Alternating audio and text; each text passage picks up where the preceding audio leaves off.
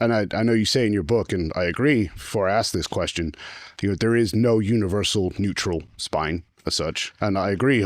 But then the question then becomes, you get someone in your door, how do you teach them what neutral is if there is no neutral universally? Like there must be a key indicator that person can feel within themselves, or that you can see on a person that says like, that's your central point, whatever we want to call it, that you can deviate either way from, but that's where you want to be as like your reference. How does someone get a feel for that? What is it they're actually looking for that tells them that?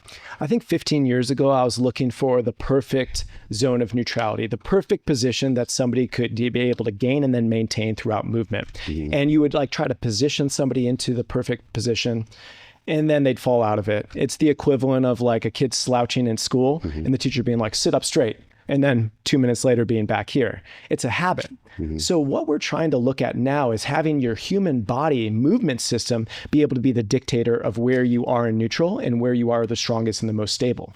We use the pillar cueing sequence to be able to achieve this. It's not just about the spine. The thing that nobody's talking about is the way that we're managing tension and recruitment at the shoulders and the hips, mm-hmm. 2 ball and socket based joints. First most mobile joint in the body, second most mobile joints in the body. The way in which we're able to manage those, be able to start kicking on tension from tertiary stabilizers like the pecs and the lats, it will be able to create centration at the shoulder that can feed back to where we can start to build brace and neutrality at the spine for everyone. That's going to be a little bit different. The same thing can be said down at the hips. We're teaching a co-contraction between the glutes and the adductors to have that spiral tension be able to then set the hips and the pelvis. From there, that's where we're looking at being able to use the breath and the bracing technique to be able to then lock that in. But as you alluded to, everyone's going to be different. Mm-hmm. Anthropometrics and bony anatomy of every single human being is going to be different. People will have commonalities. We'll all have curves in our spine. It's not just a straight thing. But the way in which we manage the hips and also the shoulders is going to dictate where we can get the quality of brace. And I have people finding their own neutrality. Mm-hmm. I can't just tell them where to go.